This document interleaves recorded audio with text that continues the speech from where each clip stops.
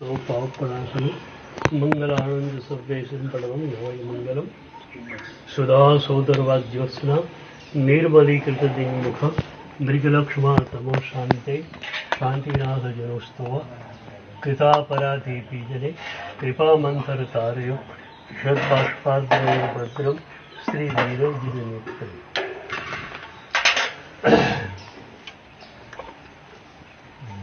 આજે પરમ તારક પ્રભુ મહાવીર દેવનું જન્મ કલ્યાણ આપણી ચેતનામાં પરમ ચેતનાનું અવતરણ કઈ રીતે થાય એના માટે એક સાધના ત્રિપદી બતાવવામાં આવી છે.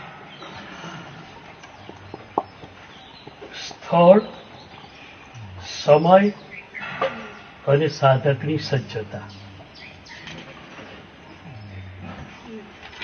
સ્થળ બહુ જ મહત્વની ઘટના છે.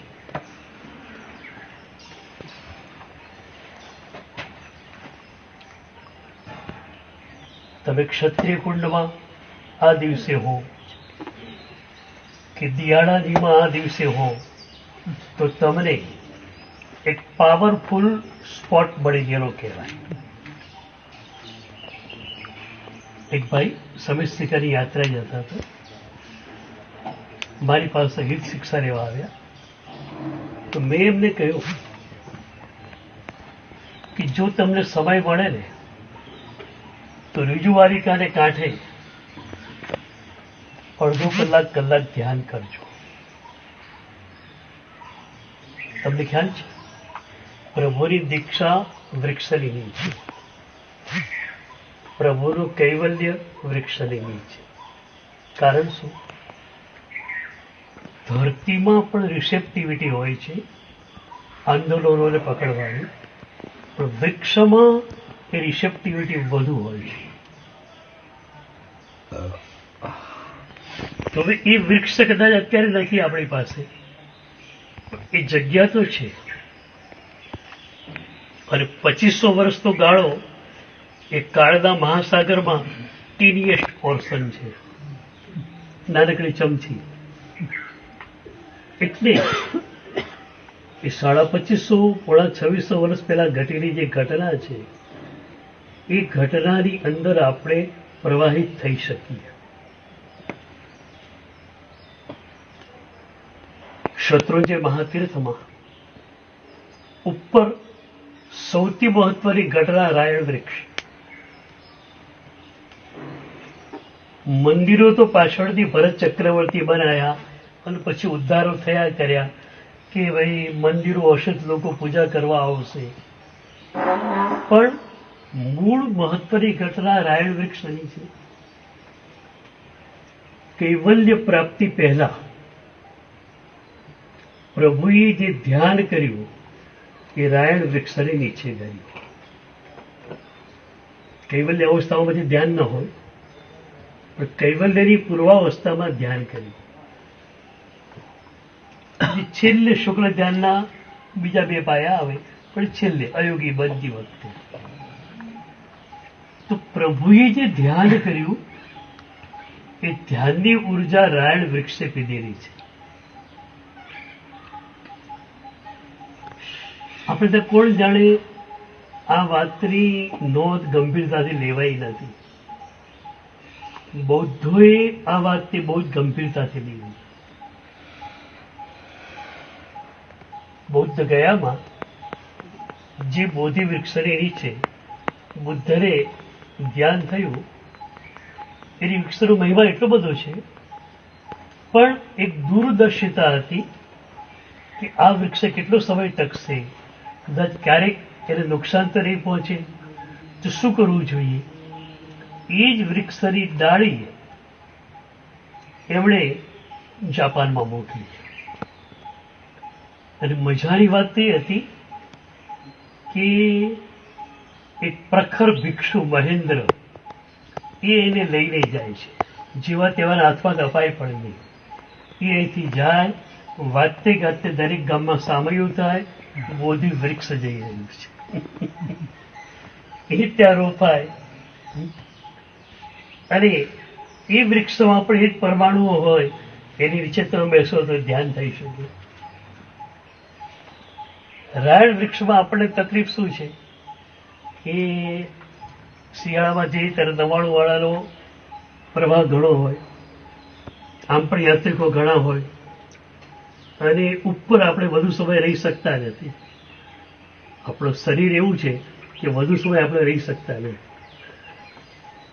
એટલે એકવાર મેં વિચાર કરેલો અને અમદાવાદની એક બહુ મોટી સભામાં મેં વિચાર મૂકેલો કે રાયણ વૃક્ષની જે ડાળ નાનકડી, આમ પણ વાવાઝોડાને કારણે પડું પડું થવાની જ છે. આપણે એવું એક પાંદડું તોડી શકતા નથી, પણ લાગે છે કે ઉપર તો હવા ખૂબ જ છે, અને કોઈ પાતળી ડાળ છે તો તૂટી જ પડવાની છે. તો તૂટી પડવાની એની ઉપર જે ડાળ હોય આપણને લાગે છે એ સજીવંત હોય ત્યાં સુધી લઈ લઈએ અને નીચે અને ક્યાંક સરસ જગ્યાએ વાવી દઈએ.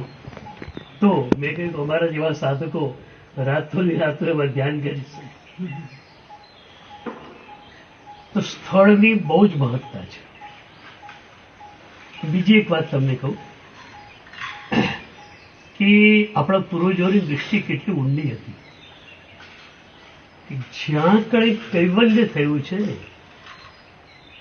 એ બરોબર સ્પોટ પર એ લોકો મંદિર નથી બંધાવતા, કારણ કે એ સ્પોટ જે છે એમાંથી વાઇબ્રેશન્સ નીકળી રહ્યા છે, એટલે એ જગ્યાને દબાવી શકાય નહીં. થોડી દૂર મંદિર બનાવે છે. એ થોડે દૂર મંદિર શા માટે બનાવે છે? એટલા માટે કે મંદિરને કારણે જાગૃત સાધકને ખ્યાલ આવે કે હા આજુબાજુ કોઈ ઘટના ઘટેલી છે. એ ભાઈ આજુબાજુમાં ફરે અને જ્યાં વાઇબ્રેશન્સ મળે ત્યાં બેસી જાય. તો આપણા આખા જ તીર્થોની વાત જે છે એ વાઇબ્રેશન્સ ઉપર જ રચાયેલી છે.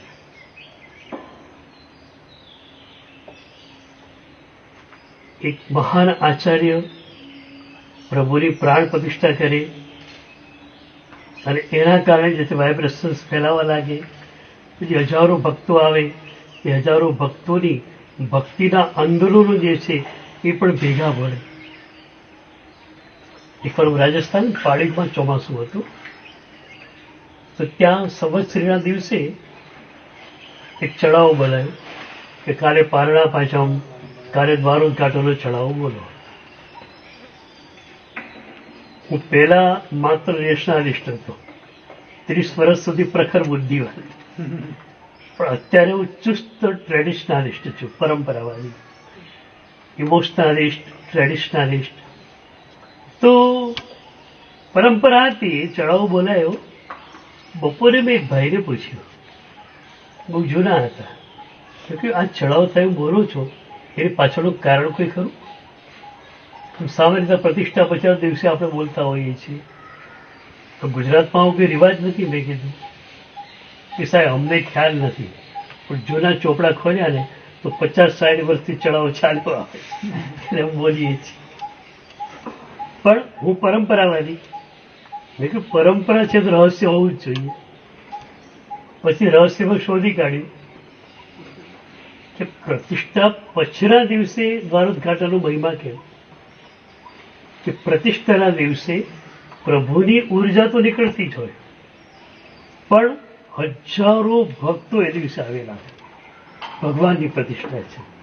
સામાન્ય થોડોક નાસ્તિક કહેવાતો માણસ પણ ઝૂકી આવ્યો હોય, તો એ બધા ભક્તોની જે ભક્તિ જે છે ને એના પણ પરમાણુઓ જે છે એ મંદિરમાં ભેગા થયેલા હોય.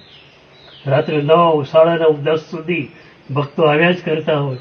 એટલે પ્રભુની ઉર્જા, ભક્તોની ભક્તિના સ્પંદનો, આ બંનેનું મિલન થાય. હવે વિધિ કેવી રાખીએ આપણે કે ભાઈ દ્વારોદઘાટનનો ચડાવો બોલે ને એને જ પહેલા અંદર જવાનું. મહારાજ સાહેબ પણ અંદર નહીં જાય. એ માણસ કાજો કાઢશે, એ બધું કરશે, પછી બધા જશે. કારણ સમજ્યા તમે? એ ચડાવ બન્યો અને લાભ શું કે પહેલા જ જશે અને આખી રાત ઘુમરાઈને જે આખા પરમાણુ ચાર્જ થયેલા હશે એ પરમાણુનો સ્પર્શ અને સીધો મળશે. સ્થળનું મહત્વ છે. બીજી વાત, સમયનું પણ મહત્વ છે. કલ્પસૂત્રમાં તમને ખ્યાલ છે, સમયની વાત બે રીતે કરી. ત્યણમ કાલેણમ ત્યણમ સમયણમ. કાલ શબ્દ દ્વારા સમયનો બહુ મોટો ખંડ પકડાય છે. અવસર પીઢી, ઉત્સર પીઢી વગેરે. અને સમય શબ્દ દ્વારા એ જે ઘટના હતી, ચ્યવનની કે જન્મની કે દીક્ષાની, એ પ્રોપર કયા ટાઈમે ઘટી એનું વર્ણન આવે છે. વિક્રમ સંવત ફલાણી કે વીર સંવત ફલાણી આપણે પાછળથી કહ્યું, પણ પહેલા કોઈ સંવત ચાલી નથી. કલ્પસૂત્ર એટલું હોય, ઋષભને ભગવાનથી આટલા વર્ષે, પછી જ્ઞાન, પછી આટલા વર્ષે, પણ કોઈ સિલસિલો સંવતનો નથી. બહુ મજાની વાત છે કે એ વર્ષની કોઈ જરૂરિયાત છે જ નહીં. વર્ષ આ વર્ષમાં આ ઘટના ઘટી એની જોડે કોઈ સંબંધ નથી. એ ઘટના કયા સમયમાં ઘટેલી, પ્રોપર સમય કયો હતો, અને એ પ્રોપર સમય જે છે એ પ્રોપર સમય એ જે ઘટના ઘટેલી એના આંદોલનો તમને મળી શકે. જેમ પ્રોપર સ્થળમાં આંદોલનો મળે એ પ્રોપર સમયમાં પણ આંદોલનો મળે. ઘણીવાર એને સમજાવું છું કે રૂમમાં એક કબાટ હોય, તો કબાટમાં પરફ્યુમ્સની શીશીઓ છે બધી, પણ કબાટ બંધ છે. તો રૂમમાં કોઈ માણસ છે પણ એને કંઈ સુગંધની અસર થતી નથી. કબાટ ખોલે તો કબાટ ખોલીને એકવાર બંધ પણ થઈ ગયું, પણ 5-10-15 મિનિટ સુધી કોઈ આવશે તો એને સુગંધ વર્તાશે. એમ એ પ્રોપર ટાઈમ જ્યારે આવે છે, એ પ્રોપર ટાઈમે એ જે ઘટના ઘટેલી એના અમુક સંકેતો આપણને મળે છે, અમુક આંદોલનો આપણને મળે છે. અને એટલે સમયનું મહત્વ છે. ચંદ્રમા આ નક્ષત્રમાં હતો, મધ્યરાત્રિનો સમય હતો, આમ હતું તેમ હતું, ત્યારે પ્રભુનો જન્મ હતો. અને હવે આપણા લોકો ચૂકે છે ક્યાં? સ્થળ તો પકડી લે બરોબર, પોસ્ટ તસવી હોય તો સંકેશ્વરમાં જાય, તો વારાણસીમાં જાઓ કે સંકેશ્વરમાં જાઓ, સંકેશ્વર પણ એકદમ સરસ ક્ષેત્ર છે. પ્રભુ પાર્શ્વનાથની ઉર્જા મૂર્તિ ચૈતન્યના તજગુણોના હિસાબે બહુ જ જોરદાર છે. શત્રુંજય ગિરિરાજ ઉપર ગિરિનો પોતાના વાઇબ્રેશન્સ છે. જ્યારે શંકેશ્વર પાર્શ્વનાથ ભગવાનની મૂર્તિ અને ગિરનારમાં નેમિનાથ દાદાની મૂર્તિ, આ બંને મૂર્તિ ચૈતન્યના તજગુણો માટે બહુ જ મહત્વની છે. કોઈ એવા સમય અને એવા આચાર્યના હાથે પ્રાણ પ્રતિષ્ઠા થયેલી છે કે બસ એ ઉર્જા નિરંતર વહ્યા જ કરે છે, વહ્યા જ કરે. તમે વારાણસીમાં હો કે શંકેશ્વરમાં હો, ફરક પડતો નથી. પણ થાય શું? પોષ તસવીરની આરાધના કરે, આખો દિવસ જે માળા જપે, મધ્યરાત્રે સૂઈ જાય.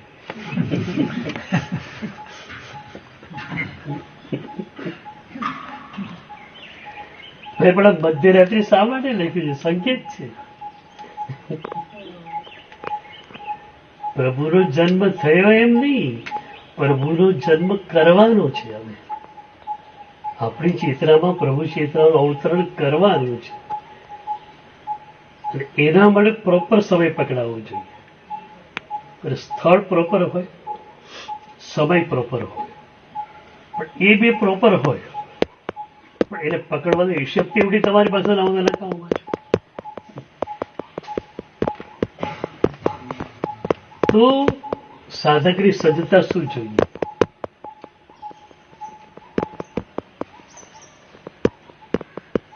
ભગવાન મહાવીર, માતા ત્રિશલાદેવી, પિતા સિદ્ધાર્થ.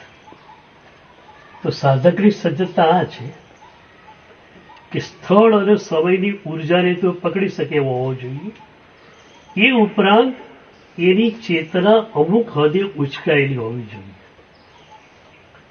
એટલે એનું ચૈતન્ય સિદ્ધાર્થ બનેલું હોવું જોઈએ. સિદ્ધાર્થનો મતલબ શું થયો?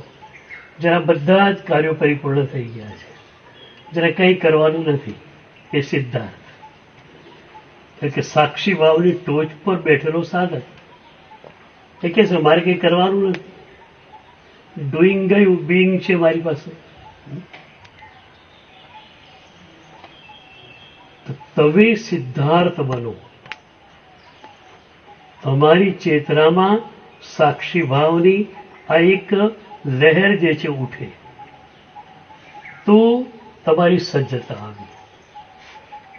પણ તમે સિદ્ધાર્થ બની શકશો ક્યારે? માતા ત્રિશલા એ ત્રિશલ્યાતીતા. ત્રિશલાનું મૂળ શું છે? ત્રિશલ્યા નહીં, ત્રિશલ્યાતીતા. ત્રણેય શલ્યથી દૂર ગયા.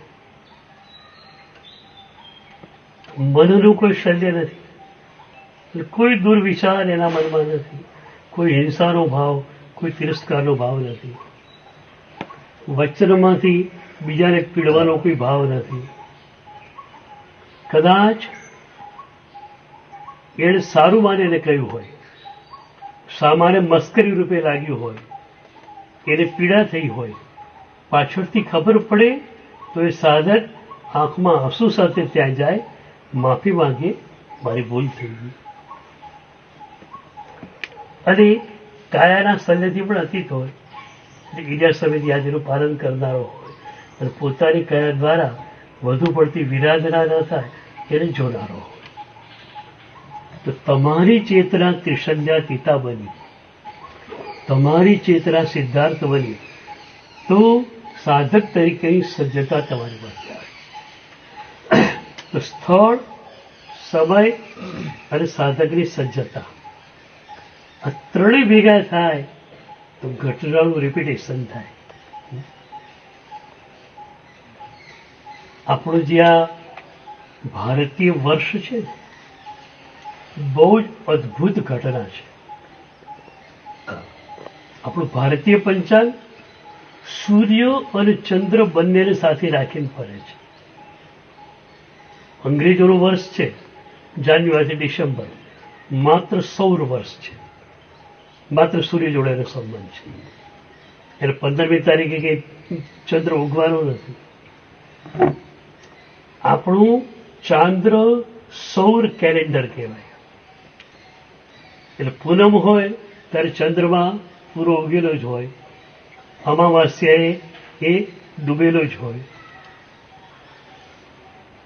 એમાં પણ છે ને રાજસ્થાનની પદ્ધતિ અત્યારની સાવ સાચી છે, એ જ શાસ્ત્રીય છે. પૂર્ણિમાસી એટલે માસ પૂર્ણ થયો, અમાવાસ્યા એટલે અડધો માસ થયો. એટલે શાસ્ત્રમાં એ જ આવે છે. આપણે પોષવદ દસમ કહીએ પણ માગસરવદ દસમ. એટલે વધમાં રાજસ્થાન જુદું હોય, સુદમાં પછી ભેગા થઈ જાય, સુદ એક જ છે. તો આ રીતે તમે ઊંડાણમાં જાઓ તો હવે આ ચાંદ્ર અને સૌર વર્ષ કેમ લીધું? મુસ્લિમોનું માત્ર ચાંદ્ર વર્ષ છે, એટલે એમનું વર્ષ આગળ ખસકતું જ જાય કે 27 દિવસે ચંદ્રમા જે છે આંટો મારી લે. એટલે ચંદ્રમાને સંબંધ આપણી જોડે પણ છે. દરિયાને અને ચંદ્રનો સંબંધ છે, તમને ખબર છે. પૂનમે દરિયો છલકાય છે તો અહીંયા પણ પાણી જ છે અંદર, 60 થી 65% પાણી છે અંદર. તો પાણીને પણ ચંદ્ર જોડે સંબંધ છે. એટલે આપણી સાધનાને બરોબર કેન્દ્રમાં રાખીને આ ચાંદ્ર સૌર વર્ષની ગણતરી કરી. હવે માત્ર ચાંદ્ર વર્ષ હો તો શું થાય કે રિપીટેશન ન થાય. સૌર વર્ષ છે ને તો આપણે કેટલું એકદમ બેઝિકલી જોઈએ છીએ. વચ્ચે થોડો 1 મહિનો વધારી દો, વચ્ચે તેથી ઘટાડી દો, વચ્ચે મહિનો ઘટાડી દો, પણ માપ એ રીતે રહે કે એ નક્ષત્ર અને એ ચંદ્રમાનું મિલન થવું જ જોઈએ, જેથી કરીને ઘટના રૂપાંતરિત થઈ શકે, ઘટના ફરીથી અવતરિત થાય. એટલે આ માટે આ આપણું ચાંદ્ર અને સૌર કેલેન્ડર છે.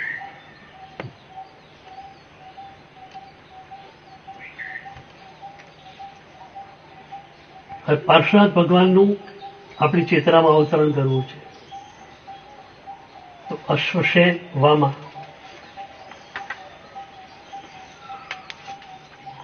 આપણે ઇન્દ્રિયોને તેજી તોખાર કહીએ છીએ. અશ્વ એટલે ઇન્દ્રિયો, અને ઇન્દ્રિયોની સેના જેના વશમાં છે એ અશ્વશેન. વામા એટલે પ્રતિકૂલન. તો મનની ઈચ્છાઓ હોય એને અનુકૂલન નહીં સાધતા પ્રતિકૂલનમાં જવું એ વામા. એટલે કે ઇન્દ્રિયોનો વિજેતા અને મનનો જે વિજેતા હોય એ સાધક સજ્જ થયો કે પોતાની ચેતનામાં પાર્શ્વાદ પ્રભુનું અવતરણ કરી શકે. એ જ રીતે નેમિનાથ ભગવાન, પિતા સમુદ્ર વિજય, માતા શિવા.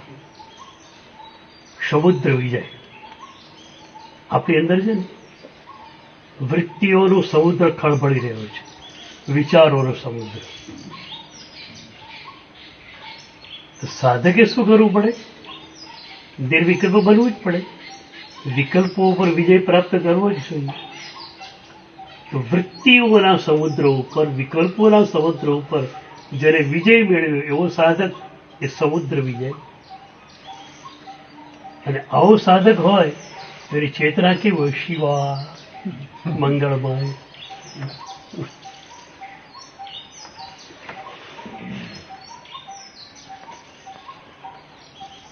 શિવદેવ પરમાત્મામાં, નાભિરાજા બળદેવા માતા. ત્યાં આપણે આખું વિભાવના એ કરી શકીએ કે જેણે કુંડલિનીને ઉચકી છે અને જે સહસ્રાર સુધી લઈ ગયો છે પોતાની કુંડલીની શક્તિને, એ સાધક પોતાની ચેતનામાં પરમ ચેતનાનું અવતરણ કરાવી શકે. એટલે મૂલાધારથી કુંડલીની શરૂ થાય. મૂલાધારમાં કુંડલીની સુષુપ્ત પડેલી છે, અને એ પછી જાગે ત્યારે સળવાળ કદી ઉપર ચડે. એટલે નાભી એક સંકેત આપ્યો મૂલાધારનો કે જ્યાં કણે કુંડલીની સુષુપ્ત છે. મરુદેવા, સહસ્રાર છે ને, 1000 પાંખડીવાળું ફૂલ છે. તો હવે એક ઉપમા આપી છે આમાં. મરુદેવા, મરુભૂમિ રણમાં દેવ તરીકે કોણ ગણાય? ફૂલો, વનસ્પતિઓ. જ્યાં રણનું જ રણ છે ત્યાં ફૂલ એ તો ઓછો કહેવાય. એટલે મરુદેવા, રણને વિશે દેવ સમાન જે પુષ્પ. એટલે નાભીથી સહસ્રાર સુધીની યાત્રા કુંડલિનીની જેને કરેલી હોય એ સાધક પોતાની ચેતનામાં પરમ ચેતનાનું અવતરણ કરાવી શકે. આમ છે ને, આજ્ઞા ચક્રની નીચે સંસાર ગયો છે અને આજ્ઞા ચક્ર ઉપર મોક્ષ છે. આપણે ત્યાં ગુરુઓની 2 પરંપરા થઈ. એક ગુરુઓની પરંપરાએ આજ્ઞા ચક્રને ઉત્તેજિત કર્યું, પછી સહસ્રારમાં ગયા. બીજી એક પરંપરા એવી હતી કે જેમણે આજ્ઞા ચક્રને બહુ ઉત્તેજિત ન કર્યું, સીધા સહસ્રારમાં ગયા. તો હવે જે ગુરુઓને શિષ્યો પાસેથી કામ લેવું છે, સારણા વારણા ચોડા પડીચોડા કરાવવાની છે એક ફરજના ભાગરૂપે, તો ત્યાં સુધી એ સદગુરુ આજ્ઞા ચક્રને ઉત્તેજિત કરી પણ શકે છે. અને આજ્ઞાચક્ર ઉત્તેજન એટલા માટે કામનું છે કે એ બોલે એટલે એમનું વચન જે છે આદેય જ હોય, કોઈ પણ શિષ્ય એમાં ના પાડી શકે નહીં. પણ જે આચાર્ય ભગવંતો અંદર જ ઉતરી ગયા છે, પોતાના અનુયાયીને ગચ્છા આખો ભણાવી દીધો, ગચ્છાથી પતિ પદેથી પોતે નિવૃત્ત થઈ ગયા છે, તો એ આચાર્ય ભગવાન જે છે ને એ સીધા સહસ્ત્રારમાં જશે. શાસ્ત્રમાં એક સરસ વાત છે કે ગચ્છાધિપતિ પોતાના અનુગામીને ગચ્છ સોંપી દે. બરોબર? શા માટે સોંપે? કેટલી ઊંડી વાત છે, તમે જુઓ. એ ગચ્છાધિપતિ હતા ને ત્યારે પણ એટલા બધા જાગૃત હતા. સારણાધિક ગચ્છવાહી કરતા પણ રમતા નિજ ઘર હો. સારણા વાયણા ચોરણા બધું થતું હતું, પણ પોતાના ઘરમાં રમવાનું બરોબર ચાલુ હતું. તો હવે ગચ્છાધિપતિ પદ છોડવાની જરૂર શું? આટલી ભૂમિકા છે તો એટલી ઊંડી વાત છે કે ભલે એમણે બધું જ છોડી દીધું છે, પણ હજુ મારો ગચ્છ એ વ્યવહારથી પણ એક વસ્તુ એમની પાસે છે. અને એથી એમના ગચ્છનો કોઈ સાધુ કે સાધ્વી એવું નિંદિત કાર્ય કરે કે જે પૂરા જૈન સમાજને ભોગવેલું હોય, તો એ વખતે એ ગચ્છાધિપતિને થોડીક વાર માટે અસમાધિ થશે કે આવું કેમ થયું. આટલી પણ અસમાધિ એના થાય માટે પોતાનો અનુયાયી તૈયાર થયો, એને ગચ્છા આપી દીધો, પોતે ગચ્છાધિપતિ પદેથી નિવૃત્ત થઈ ગયા. પછી ગચ્છાધિપદેથી નિવૃત્ત થયેલા આચાર્ય ભગવંત હોય ને વિહાર નવા ગચ્છાધિપતિ જોડે કરે. જે ગામમાં જવાનું હોય તો લોકોને પણ ખ્યાલ હોય, લોકો વંદન કરી દે, બહુ બહુ તો માંગલિક સંભળાવી દે, દર્શન કરી લીધું. એમના માટે એક નિયત ખંડ હોય ત્યાં સાહેબ જતા રહે. નવા ગચ્છાધિપતિ વ્યાખ્યાન આપશે, આ ગચ્છાધિપતિ સીધા રૂમમાં જતા રહેશે અને એ રૂમમાં બેસીને માત્ર ધ્યાનના ઊંડાણમાં જશે. એક સાધુ એમના રૂમની બહાર બેસે, રૂમની અંદર નહીં. અને સાહેબની જ્યારે જરૂર હોય, ખબર પડે ગોચરી વપરાવાની છે, પડિધ્યાન કરવાનું છે, પાણી આપવાનું છે, એ વખતે રૂમમાં જાય, બાકી બહાર બેઠેલો રહે, બહાર સ્વાધ્યાય કરે. આટલી આપણી સૂક્ષ્મની સાધના નથી. ફરજ ખરી, પણ ફરજ ક્યાં સુધી? મારો અનુગામી તૈયાર ન થાય ત્યાં સુધી. અનુગામી તૈયાર થઈ ગયો, ફરજ એને સોંપી દીધું. મારે માત્ર મારી ભીતર જવું છે. અરવિંદ શ્રી દાદા હતા, કોઈ પણ કઈ પૂછે ને યશો વિજયને પૂછજો કે મને કોઈ વાત પૂછવાની જ નહીં, મારે તો મારી અંદર જ રહેવાનું છે બસ. બહારની કોઈ વાતો મને પૂછવાની નહીં. તો સ્થળ, સમય અને સાધકની આ સજ્જતા, ત્રણ ભેગું થાય એટલે પરમ ચેતનનું અવતરણ તમે કરાવી શકો. તો આજ્ઞાચક્રની આપણે વાત કરતા હતા કે આજ્ઞાચક્ર જેમણે ઉત્તેજિત કર્યું ને એમની આજ્ઞાને તમે ઉત્થાપી ન શકો. બાયજીત નામના એક સંતની વાત આવે છે. એ સિદ્ધ હતા પણ લૌકિક કક્ષાના, એટલે અહંકાર એમની ભીતર પડેલો જ હતો. સિદ્ધિ ઘણી બધી હતી. જંગલમાં જાય તો વાઘ અને સિંહને પણ કયા કયા બનાવી દે, વાઘ અને સિંહને પણ કેમ કામ કરવું પડે, ઘણી બધી સિદ્ધિઓ હતી. એકવાર એવું બને છે કે બાયજીત જંગલમાંથી પસાર થઈ રહ્યા છે અને વૃક્ષ નીચે એક સ્ત્રી સંત બેઠેલા હતા, જેમનું આજ્ઞાચક્ર એકદમ સતેજ હતું. બાયજીત જઈ રહ્યા હોય છે, એ બેને બૂમ મારી, અહીં આવો. એ પેલો અહંકારી માણસ, આ તો સાદી સીધી બાઈ લાગતી હતી. કોઈ પણ ગુરુ છે ને એમનું શરીર તમારે જેવું જ હોય, માત્ર આંખને જોતા આવડે તો જ ખબર પડે, બાકી તમને ખબર ના પડે.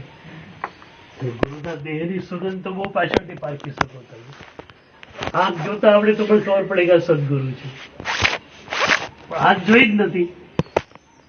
આ એક સાદી સીધી બાઈ પોતાને બોલાવે છે, પણ આકર્ષણ એવું હતું કે બાઈજીતને જવું પડ્યું.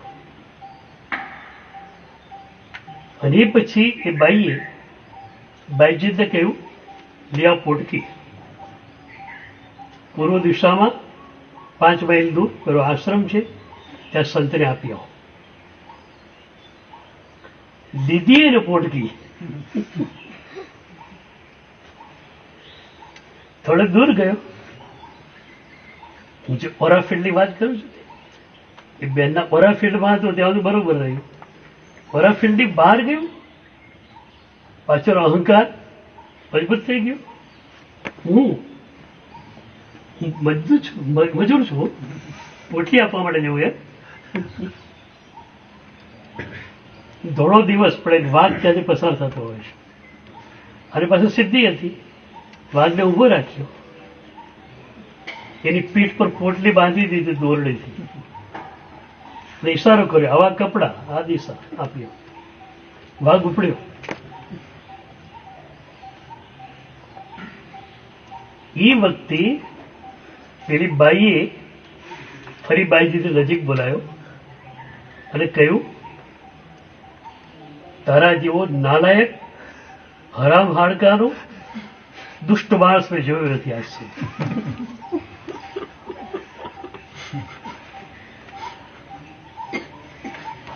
હા, એવો શબ્દ શક્તિપાત થયો, બાઈજીત તો બધું અહંકાર ચડી ગયું.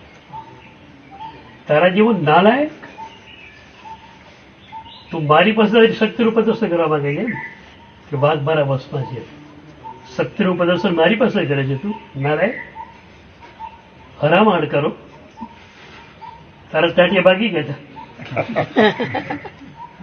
કેમ તું ના ગયો? કેમ વાગરે હેરાન કરે? હરામખોર, મારી પાસે તું આટલી અવડચણ નહીં કરે.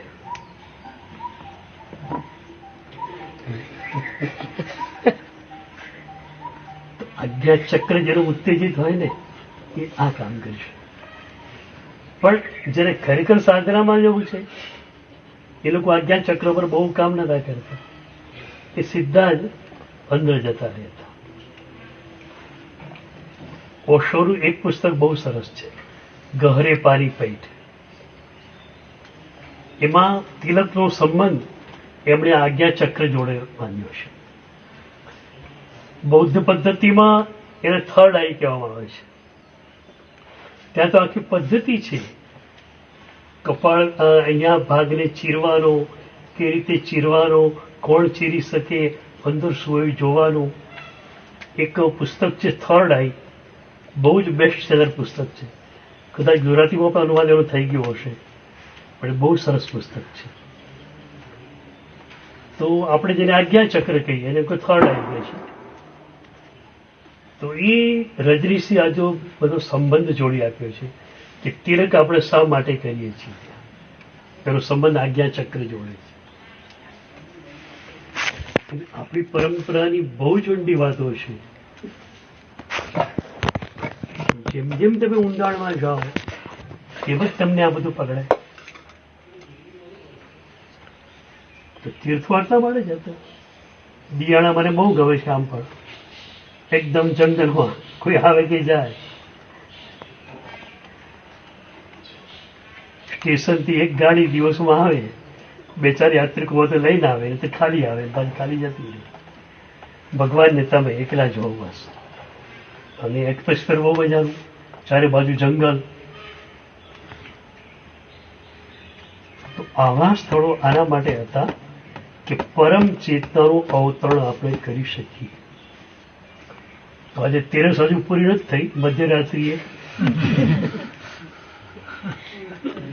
પ્રભુનું અવતરણ આપણે કરાવ્યું.